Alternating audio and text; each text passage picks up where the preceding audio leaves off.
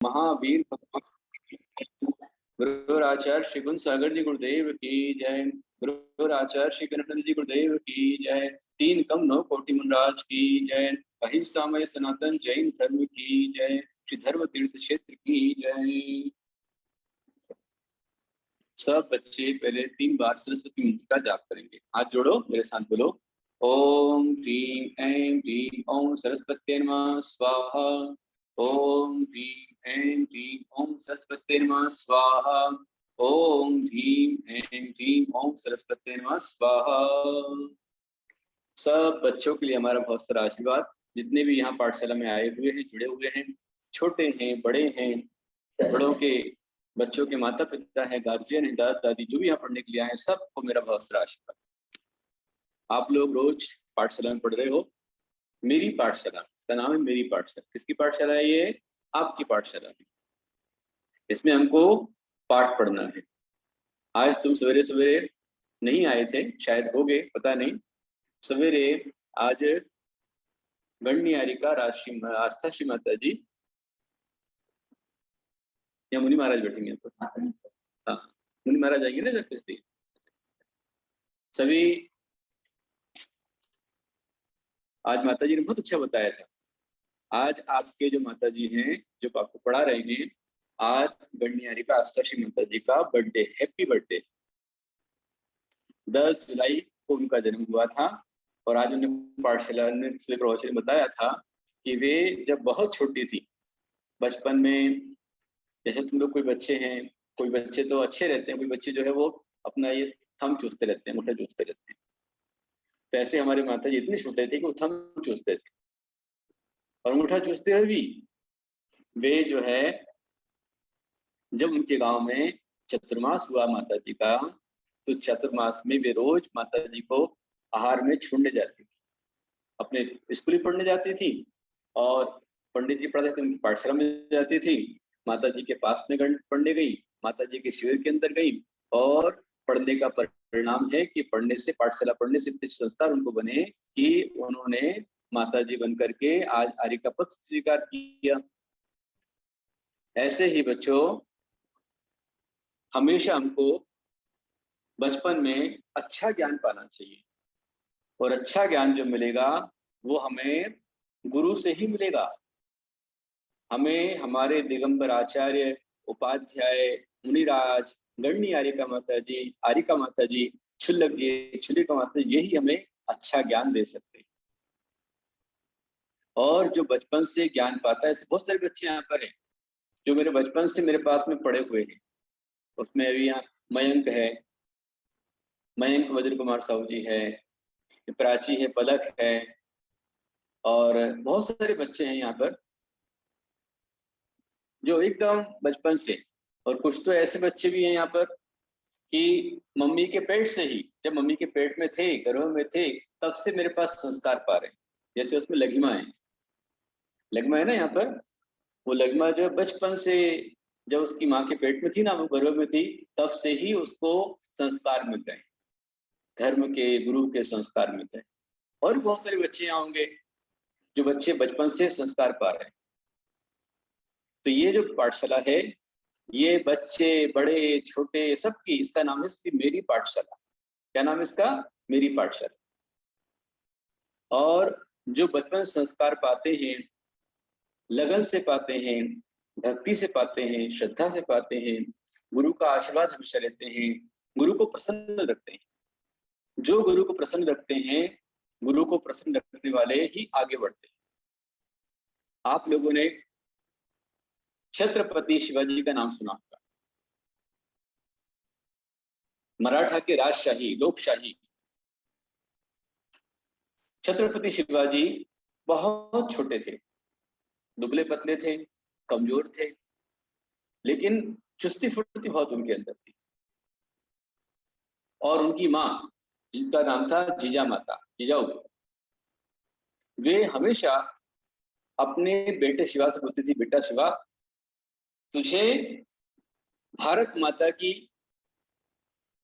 गरिमा रखना है, भारत माता की रक्षा करना है, भारत माता का सम्मान बढ़ाना है, और जो भारत में देश में रहने वाले हमारे भारतीय लोग हैं, हिंदू लोग हैं, उन सब की रक्षा करनी है, गौ माता की रक्षा करनी है, बहन बेटियों की रक्षा करनी है, धर्मात्माओं की रक्षा करना, साधु संतों की रक्षा करना है, उस ताकत प्राप्त कर। और इसलिए जीजा माता बचपन से अपने शिवाजी को राष्ट्रभक्ति के संस्कार देती थी। जैसे हमारे आचार्य हुए आचार्य कुंदकुंद, तो आचार्य कुंदकुंद स्वामी, उनकी जो माता थी उनका नाम था मदालसा। तो वो हमेशा जब उनके बच्चे पालने में झूलते थे तो झूलते समय, मैं तुम्हें ना छोटी छोटी कहानी बता रहा हूँ, पाठशाला के अंदर कितना अच्छा आनंद आता है, साथ में ज्ञान भी दूंगा, है ना। आपने माता जी से नमोकार मंत्र पढ़ा होगा, आपने माता जी से दान का पढ़ा होगा, 5 पाप के विषय में जाना होगा, 4 कषाय, और नीति माता जी आपको बताएंगे, है ना। 7 व्यसन होते हैं, 5 पाप होते हैं, 4 कषाय होती है, 6 लेशा होती है, और 3 रत्नत्रय होता है। क्या होता है? रत्नत्रय। रत्नत्रय मीन्स सम्यक दर्शन, सम्यक ज्ञान और सम्यक चारित्र, right belief, right knowledge and right conduct, ये रत्नत्रय होता है। तो मैं तुमको क्या बता रहा था कि बचपन से जो संस्कार मिलते हैं ना, जैसे मदालसा थी, वो हमेशा जब पालन झुलाती थी अपने बच्चों को, पालन झुलाते हुए वो हमेशा बोलती थी, सिद्धोऽसि बुद्धोऽसि निरंजनोऽसि संसार माया परिवर्जितोऽसि मदालसा वाक्यमुवाच पुत्र सिद्धोऽसि बुद्धोऽसि निरंजनोऽसि संसार माया परिवर्जितोऽसि।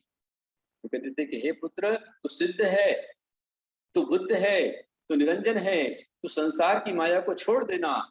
और ऐसा जब पढ़ाती थी तो उनके सारे के सारे बच्चे बचपन में ही घर परिवार को छोड़ करके सब वीतरागी बन गए। उसी में एक मुनि थे आचार्य कुंदकुंद स्वामी, जिन्होंने बहुत ग्रंथ लिखे।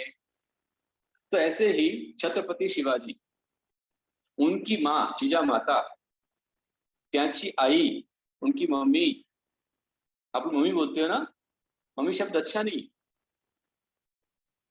मम्मी के अंदर है ना क्या होता है, जो मिस्र है ना, मिस्र बहुत यूनान देश है, मिस्र है, तो मिस्र में वहां पर जो लोग मर जाते हैं तो मरने के बाद में उनको पिरामिड में रख देते हैं, पहले रखते थे हम, और जो पिरामिड में रखी जाती है उसको बोलते मम्मी, जो मर चुका है वो मम्मी। इसलिए हमारी भारतीय संस्कृति में माँ है, माँ, माँ, माता, आई, पिता, पापा नहीं है, मम्मी नहीं है, डैडी नहीं है, ये हमारे भारतीय शब्द नहीं है। इसलिए अपनी माँ को माँ बोलना चाहिए, माँ में सम्मान लगता है। ये हमारी भारत माँ है, धरती माँ है, और हम महात्मा हैं, हमारे अंदर भी माँ छिपा हुआ है। और कभी भी एक बात सीख लो कि कभी भी अपने गुरुओं को, दिगंबर साधुओं को महाराज नहीं बोलना।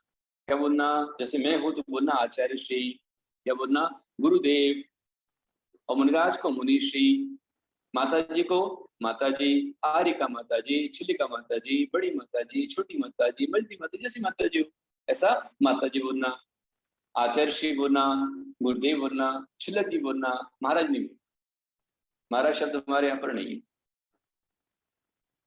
तो मैं तुमको बता रहा था कि जीजा माता ने अपने बेटे शिवाजी को बचपन संस्कार दिए कि बेटा तुझे भारत माँ की रक्षा करना है, तुझे देशवासियों की रक्षा करना है, तुझे देश की रक्षा के लिए लड़ना है, अपने प्राण भी देना हो तो देश की रक्षा में लगा देना।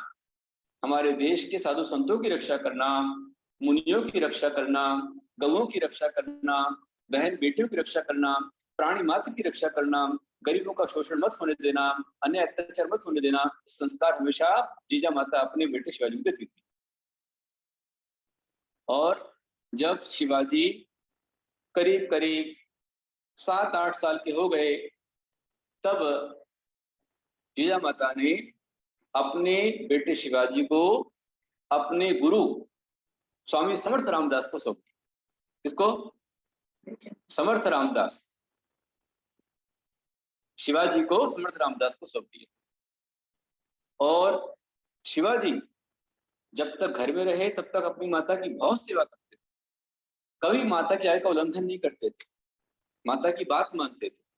जो बच्चे माता पिता की बात मानते हैं और माता पिता को नाराज नहीं करते हैं और रोज माता पिता का आशीर्वाद देते हैं, वो बच्चे बहुत आगे बढ़ते हैं।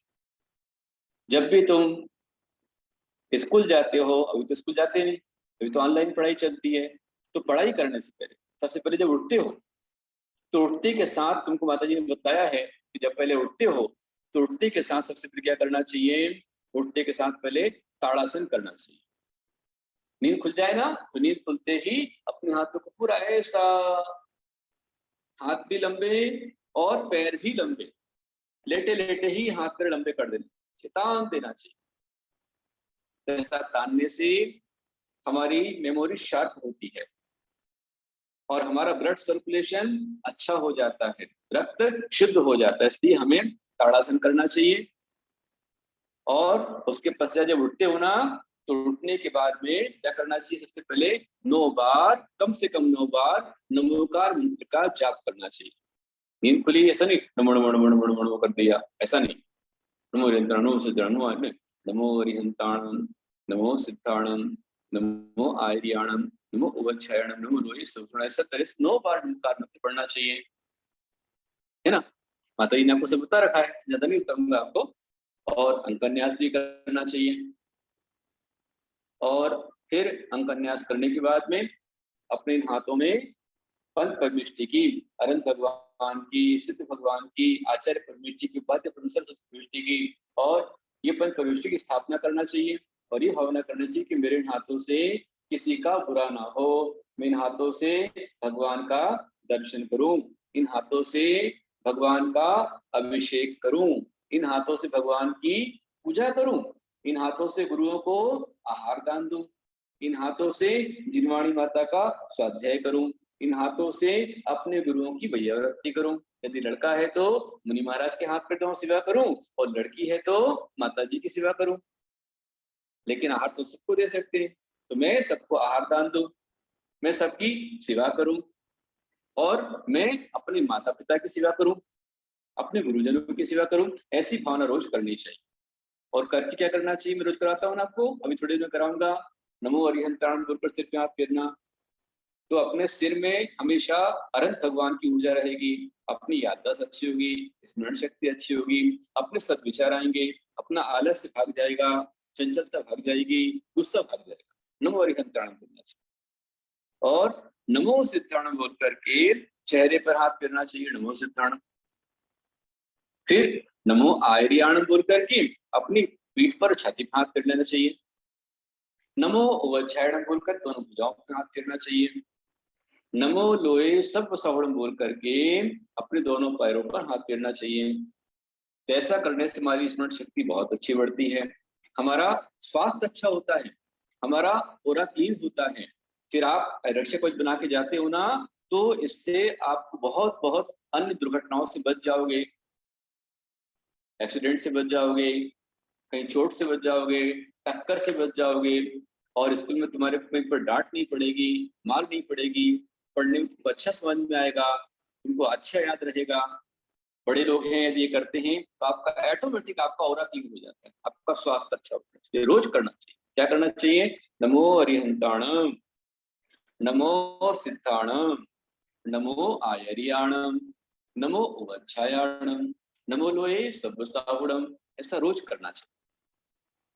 ये अपने ऊपर रक्षा कवच बन जाता है। यदि तुम रक्षा कवच बनाओगे तो पक्के में तुम्हारे पास में डेल्टा नहीं आएगा, कोरोना वायरस नहीं होगा, और तुम्हारा पढ़ने में अच्छा मन रहेगा, थोड़ा पढ़ के तुमको अच्छा समझ में आएगा, अच्छे से याद हो जाएगा, घर पे किसी की डांट नहीं पड़ेगी, मार नहीं पड़ेगी, झगड़े नहीं होंगे। इसे रोज करना चाहिए, रोज रक्षा कवच बनाना चाहिए। और रक्षा कवच बनाने के पश्चात फिर अपने घर में बड़े हैं, माता पिता हैं, माता पिता के चरण छू करके बोलना चाहिए, मम्मी जय जिनेन्द्र, पापा जय जिनेन्द्र, दादा दादी हैं उनको दादा जय जिनेन्द्र, दादी जय जिनेन्द्र, बड़े हैं उनको जय जिनेन्द्र करना, अपने से छोटे हैं, अपना छोटा भैया तो भैया जय जिनेन्द्र। दीदी जय जिनेंद्र, सबको बोलना चाहिए।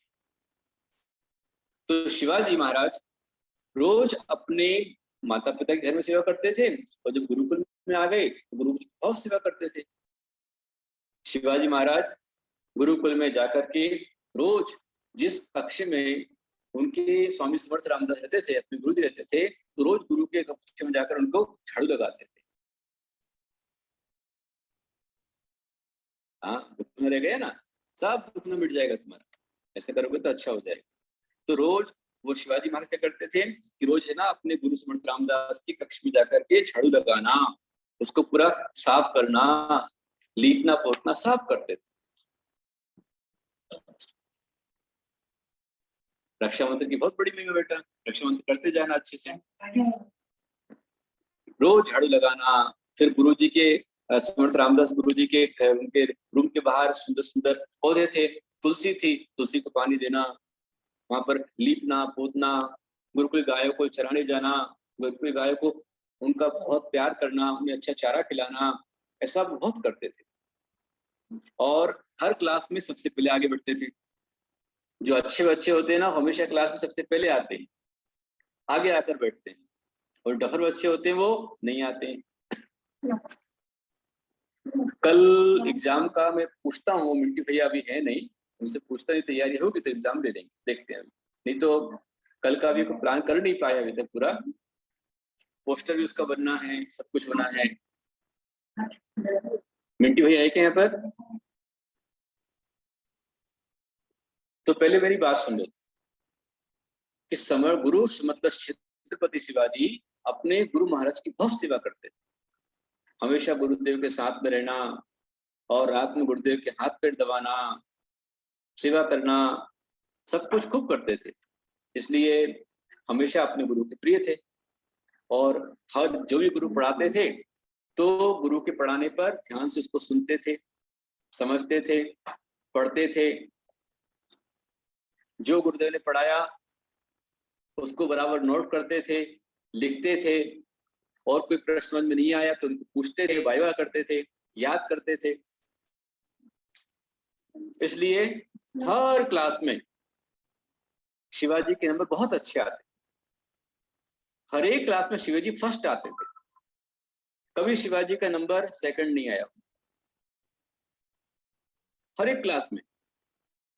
तो जितने उनके स्कूल के सहपाठी थे वो सब चिढ़ते थे, ईर्ष्या करते थे कि समर्थ रामदास जी अपने शिवाजी को ही बहुत चाहते हैं, वो तो वही उनका लाडला है, उसको ही सब कुछ मिलता है, हमको तो कुछ मिलता ही नहीं।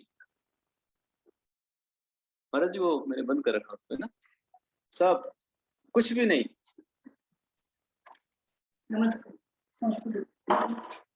कभी भी शिवाजी अपने गुरु के सामने ऊंची आवाज में बात नहीं करते थे, कभी आंख से आंख नहीं मिलाते थे, कभी गुरु के सामने नाराज होना, असंतुष्ट होना कभी नहीं करते थे। बच्चों, दो प्रकार के शिष्य होते हैं, एक होते हैं होशियार, एक होते हैं समझदार। जो होशियार शिष्य होते हैं ना, तुम बताओ तुम होशियार हो कि समझदार हो? आप जो पढ़ रहे हैं यहाँ पर, छोटे बड़े आप लोग कौन समझदार है कि होशियार है? लिख करके भेजो आप लोग समझदार शिष्य हैं कि होशियार शिष्य? कैसे? होशियार है ना? हाँ देखो, अच्छा, प्रणीता ने लिखा है समझदार, हर्ष भाई ने लिखा है दोनों, होशियार भी और समझदार भी। देखो सुनो, जो समझदार होता है ना, वो पहले सुन लो, अब सुन लो पहले, अभी बाद में तुमको पलटना पड़ेगा, अभी चेंज करना पड़ेगा। जो होशियार होते हैं ना, वो अपने आप को बहुत होशियार समझते हैं, गुरु से भी ज्यादा होशियार समझते हैं, गुरु को मूर्ख समझते हैं, गुरु तो मूर्ख, गुरु कुछ नहीं आता, मैं होशियार। जो कभी गुरु की क्लास में समय पर नहीं जावे, गुरु की बात नहीं माने, गुरु का अभिनय करे, मन से करे, वचन से करे, काय से करे, डायरेक्ट करे, इनडायरेक्ट करे, गुरु की अवज्ञा करे, गुरु का अपमान करे, समय पर पढ़ने नहीं आवे, टाइम पर नोट नहीं करे, लिखे नहीं और झगड़ा करे, वो होशियार। और जो गुरु की बात मानता है, गुरु का आदेश का पालन करता है, कभी गुरु से आंख नहीं मिलाता है, गुरु का सम्मान करता है, जब गुरु पढ़ाते ध्यान से उसको पढ़ता है। हाँ, पलट गए, अब समझदार हो गए बेटा। पहले होशियार हो रहे थे, दोनों हो रहे थे, अब समझदार हो गए ना, पलटी मार दी तुमने। इसलिए पहले सुनना चाहिए, समझना चाहिए। तो वो होशियार समझदारी कहानी सुनाऊंगा तुमको, लेकिन 7:30 बज गए अभी अपना, और भक्तामृत पाठ तो हुआ ही नहीं है। माता जी कितने पाठ पढ़ाए मेरे को पता भी नहीं, कितने भक्तामृत कितने कड़वे हो गए मालूम नहीं मेरे को अभी। चलो मैं सुना देता हूँ, है ना, होशियार समझदार का। बड़े कई जन्मों के पुण्य इकट्ठे होते हैं, तब किसी गुरु को एक समझदार शिष्य मिलता है, और बहुत पाप का उदय हो, तब जाकर होशियार शिष्य माथे पड़ता, गले पड़ता है। जो समझे ही नहीं गुरु की बात को, समझावे नहीं पाए, अभिनय करे, गुरु के साथ में ना रहे, गुरु से ऐंठ करके चले, रूठ करके चले, वो होशियार।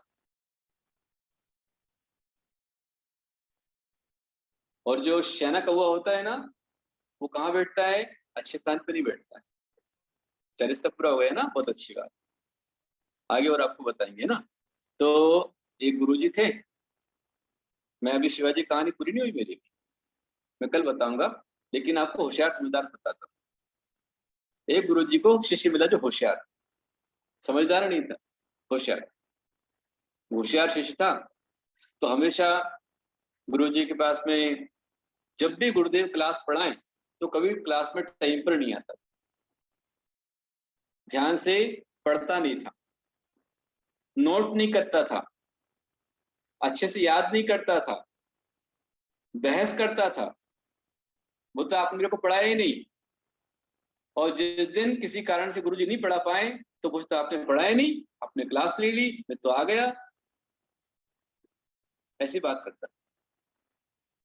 और एक बार तो बोलता गुरुजी मैं आपका चेला हूं, अब मैं बहुत हो गया, आपने बहुत देर दी, मेरे को सब समझ में आ गया है, आप मुझे कुछ काम दो, मेरे को देखो मैं कितना अच्छा काम करता हूँ। आता जाता कुछ नहीं था, लेकिन अपने आप को बहुत स्ट्रांग समझता था कि मैं आई एम समथिंग, मैं ये कर सकता हूँ, वो कर सकता हूँ, घमंड था उसको। तो गुरुजी ने कहा चल भाई ठीक है। और उन्होंने क्या किया कि एक बार उन्होंने, चल भाई चल, मैं तेरे को जिम्मेदारी देता हूँ, और उन्होंने यहाँ से अपने गांव से उन्होंने एक तीर्थ क्षेत्र की यात्रा निकाली कि चलो इस यात्रा पे जाना है। अब यात्रा पर जाना है तो पहले का जमाना था, पहले मोटर नहीं, कार नहीं, मारुति वैन नहीं थी, कोई गाड़ियां नहीं थी, ट्रेन व्रेन नहीं थी। पहले जाना हो तो वही घोड़े वगैरह पर जाते थे। अब गुरुजी यात्रा पे निकले, और यात्रा कम से कम 4-5 दिन की यात्रा थी। 4-5 दिन की यात्रा में, और समय ऐसे ही था, तो भाई अब 4-5 दिन जाना है, जंगल ही मिलेगा, रास्ता मिलेगा नहीं मिलेगा, इसलिए खाने का सामान ले लिया। खाने का सामान लिया, अब खाने का सामान लिया तो बनाने के बर्तन भी ले लिए, और ओढ़ने बिछाने कपड़े ले लिए, और सब ड्रेसें ले ली। अब किस पे लेके जाना सारा? तो उन्होंने क्या किया कि एक घोड़े पर सामान पूरा सेट कर लिया, घोड़े के ऊपर में बर्तन, राशन, कपड़े, दत्ते वगैरह सब रख लिए, और चल पड़े। और कहा बेटा यात्रा की जिम्मेदारी तेरे को देता हूँ। बोले जी गुरु जी आप चिंता मत करना, बोले मैं आपकी ऐसी यात्रा कराऊंगा कि बोले आपको सारी जिंदगी याद रहेगी। बोले गुरु जी आप आराम से घोड़े पर बैठ के चलो, मैं आपकी पूरी यात्रा कराता हूँ। गुरु जी घोड़े पर बैठ गए, बर्तन है, कपड़े हैं, राशन है, पानी, सब कुछ उनके पास में है, घोड़ा चल रहा है। चलते चलते चलते शाम का पड़ाव आया, तो पड़ाव आने पर गुरुजी उतरे और रूम में चले गए। और जो चेला होशियार शिष्य था, उसने घोड़े पर से पूरा सामान उतारा, बर्तन सारे निकाले, और निकाल करके उसने सब कुछ लेकर एक रूम में रखा, पाठशाला स्कूल के अंदर है। और जब रूम में रख रहा था तो रखते रखते वो जैसे ही झुका तो उसकी जेब में से एक सिक्का नीचे गिरा, खन की आवाज आई। मुझे पूछा बेटा ये क्या है? बोले गुरुजी ये 5 रुपए का सिक्का है। तो गुरुजी पूछे कि बेटा तेरे को 5 रुपये कैसे कहाँ से आया? अरे बोले गुरुजी पीछे रास्ते में ना अपन जो आ रहे थे ना, तो वहां रास्ते में 5 रुपये का सिक्का पड़ा था, मैंने उसको उठा ली, जेब में रख लिया। गुरुजी बोले नहीं, गलत बात है। नीचे गिरी हुई, पड़ी हुई, भूली हुई वस्तु को उठाना क्या है? चोरी है, पाप है, नहीं उठाना चाहिए।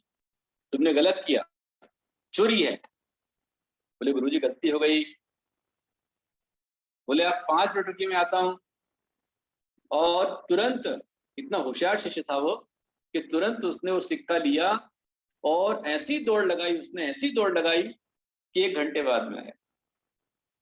बोले कहाँ गया था? बोले गुरुजी आपका चेला हूं मैं, मैंने जहां से उठाया था ना, वहीं पर रख के आया हूं मैं। अरे बोले वाह, बहुत बढ़िया। आगे से ध्यान रखना, नीचे गिरी हो, पड़ी हो, भूली हो, उसको नहीं उठाना, चोरी। बोले गुरुजी अब बस, अब ज्यादा मत बोलिए, आप ज्यादा मत बोलो। बोले मेरे को, मैं सब समझता हूँ। बोले आगे से गलती नहीं होगी।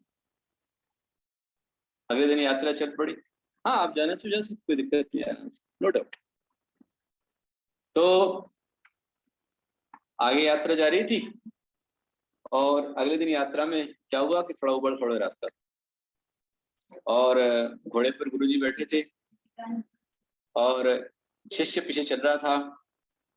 चलते चलते देख रहा था, उसने देखा कि घोड़ा चल रहा है, थोड़ा उबड़ खाबड़ हो रहा है, थोड़ा ऊपर नीचे हो रहा है। और होते होते क्या हुआ कि जो बर्तन थे ना, बर्तन, उसमें से एक चम्मच नीचे गिरी। बोले चम्मच गिरी। फिर आज थोड़ी देर में एक और चम्मच गिरी।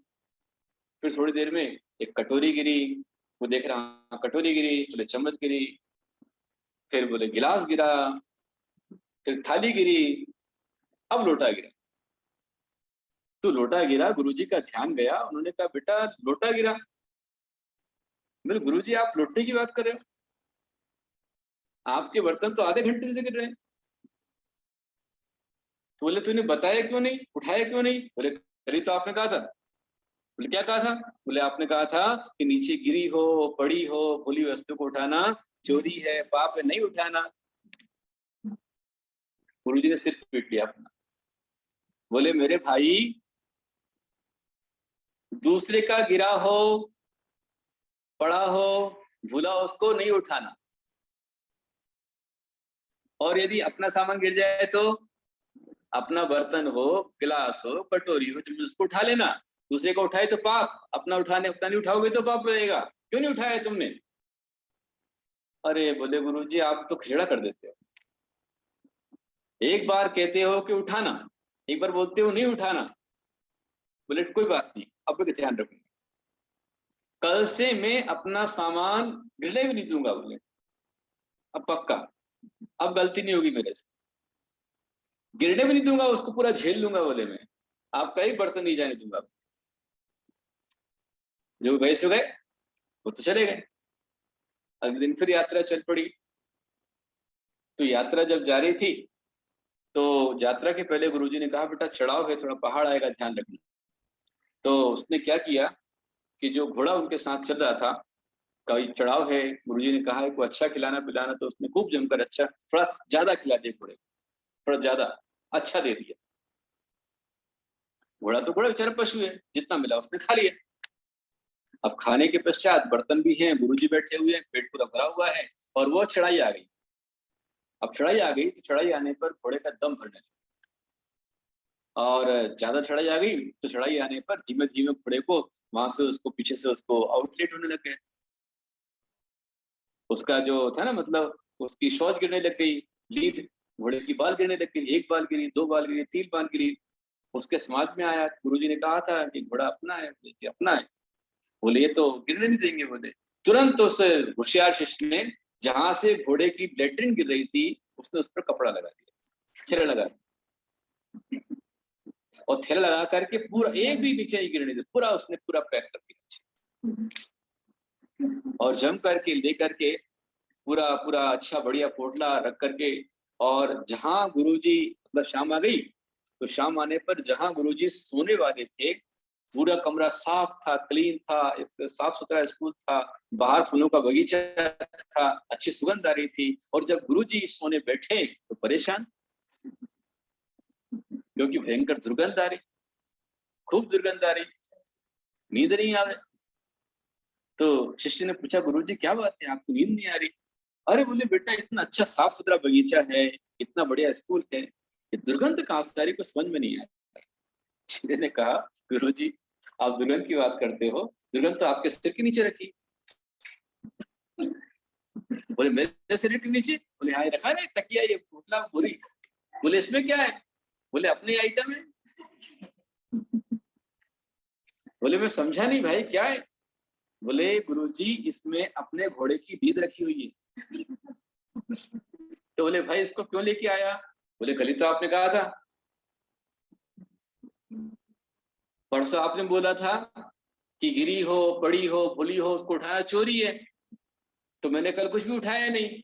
अपने इतने सारे बर्तन गिरे, आधा पौन घंटे में कुछ भी नहीं उठाया। आप बोले कि अपना गिरा तो नहीं उठा, उसको उठा लेना।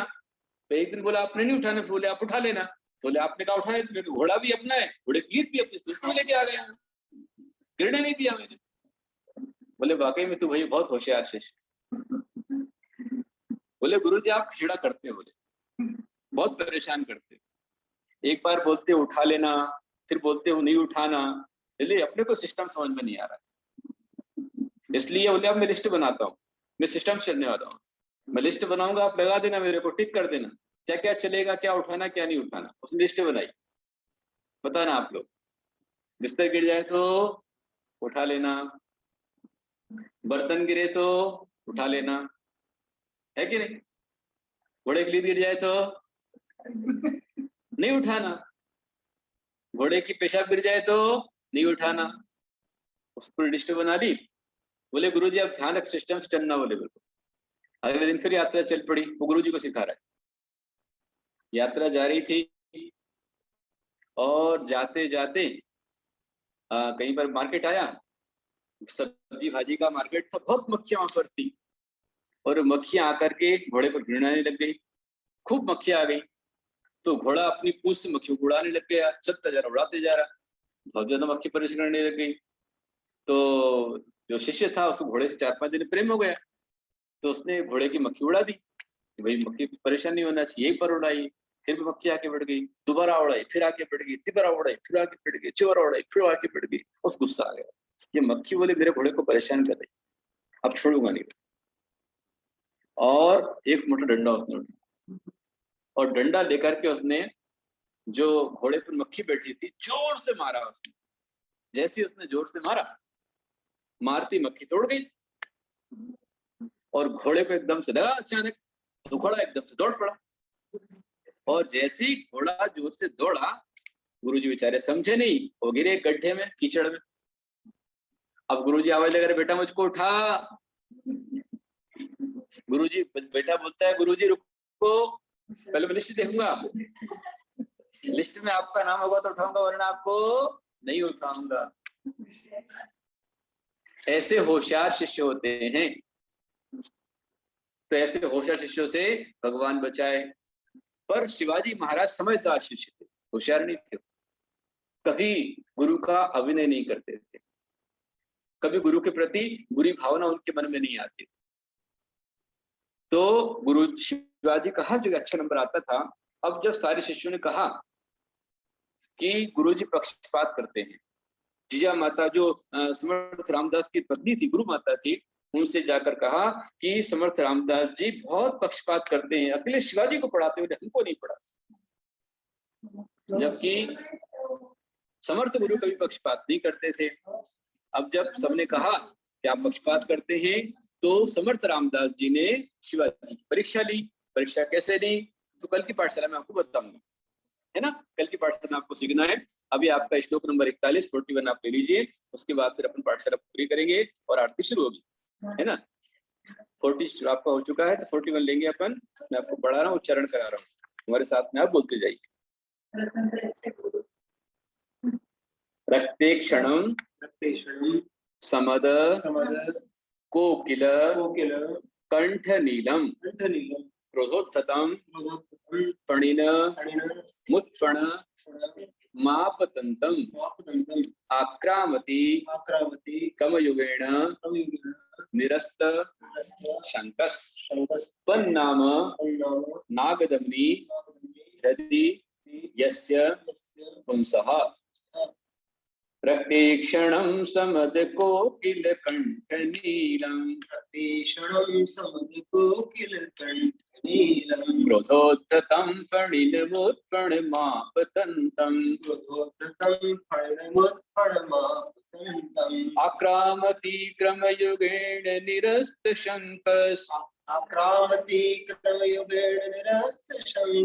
तन्नामनागतमनि हृदयस्य पुंसः मूलं साथ में क्यों लो प्रतीक्षणं समदकोकिलकण्ठनीलम् क्रोधोद्धतं फणिनमुत्फणमापतन्तम् आक्रामति क्रमयुगेण निरस्तशङ्कस् तन्नामनागतमनि हृदयस्य पुंसः। बोलो श्री आदिनाथ भगवान की जय, मंगलाचार्य महाराज की जय, रत्नांबर स्तोत्र की जय, आचार्य भगवान श्री गुरुदेव की जय। शरणमुखारमत से बात का अपन समाप्त पाठशाला को पूरा करेंगे और अगला शुरू होगी। नमो अरिहंताणं नमो सिद्धाणं नमो अरियाणं नमो उवच्छायाणं नमो लोय सब साहुणं चत्तारि मंगलम अरिहंता मंगलम सिद्धा मंगलम साहो मंगलम केवली प्रणतो धम्मो मंगलम चत्तारि लोगुत्तमा अरिहंता लोगुत्तमा सिद्धा लोगुत्तमा साहो लोगुत्तमा केवली प्रणतो धम्मो लोगुत्तमो चत्तारि शरणं पवज्जामि अरिहन्ते शरणं पवज्जामि सिद्धे शरणं पवज्जामि साहो शरणं पवज्जामि केवली प्रणतो धम्मो शरणं पवज्जामि ऐसो पंचणमो यारो स्वभावप्रणाशिनो मंगलाणं च सतेसि प्रणमं वै मंगलम् मंगलम भगवान वीरो मंगलम भगवानी मंगलम कुंदादेव जय नमोस्तु मंगलम सर्वमंगल मांगल्यम सर्वकल्याणकारकम प्रधानं सर्वधर्माणां जैनं जयतु शासनं प्रध्वस्त्यघातिकर्मणः केवलज्ञानभास्करः कुर्वन्तु जगतां शान्तिं भ्रष्टात्याजिनिश्चरः। ओम नमो भयवद्वर्धमानस्य ऋषस्य चक्रं चिरन्तं गच्छेयायासं पायादं भूयाणं सुभूयाणं जय वा विवादे वा रणंगड़े वा रायंगड़े वा खंबेण वा मोहिन वा परयोरु मे रख कस्य अवसरं दे स्वाहा। हाँ, पाठशाला पूरी हुई अभी। अब आप लोग करिए मंगलाचरण, दीप प्रज्वलन करेंगे। जिनका जन्म विवाह की वर्षगांठ जन्मदिन हो, विवाह की वर्षगांठ हो, वे सही महानुभाव। हमारे अध्यक्ष चंद्रशेखर जी पाटनी, सौदर्शना पाटनी, आपकी विवाह की वर्षगांठ है, वो भी यहाँ पर यदि हो तो अपना हैंड टच कीजिए और दीप प्रज्वलन करके भगवान की आरती करा शुरू कीजिए भैया। बोले चाहे श्री गुप्तेन्द्र जी गुरुदेव की जय। चलते दीप प्रज्वलन।